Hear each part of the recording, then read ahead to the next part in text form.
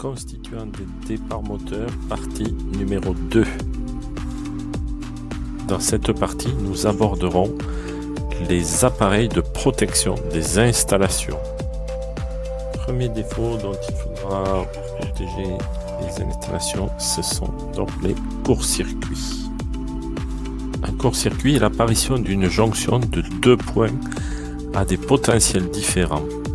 On trouvera des courts-circuits entre une phase et une masse, entre une phase et la Terre, entre deux phases et entre phase et le neutre. Cette fonction de protection contre les courts-circuits est généralement assurée par des fusibles ou par des disjoncteurs.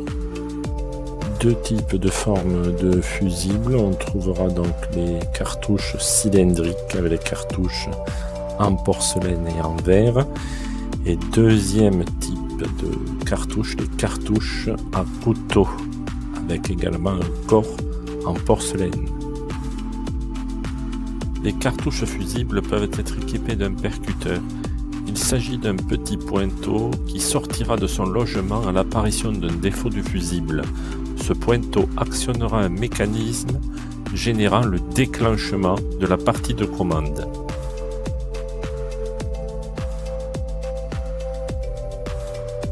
Les fusibles ne sont pas polarisés, mais les fusibles à percuteur doivent être positionnés dans les appareils de façon correcte. Une inversion dans le positionnement des fusibles à percuteur ne garantira pas la bonne sécurité de fonctionnement de l'équipement. Un fusible pourra protéger les installations contre les surcharges ainsi que contre les courts-circuits. La cartouche céramique du fusible contient l'élément fusible. Cet élément baigne dans de la silice. À l'apparition d'une surcharge ou bien d'un court-circuit, un échauffement important se produit. La silice se transforme alors en fulgurite, c'est-à-dire en verre.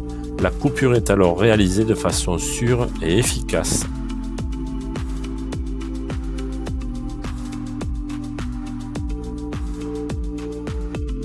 Il existe plusieurs types de fusibles.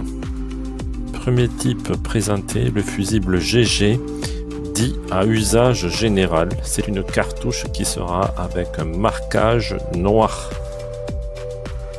Lorsqu'on souhaite protéger un départ moteur avec un fusible, il conviendra d'utiliser un fusible de type AM. Lors des démarrages directs des moteurs asynchrones, il se produit une surintensité de l'ordre de 7 à 10 fois l'intensité nominale du moteur.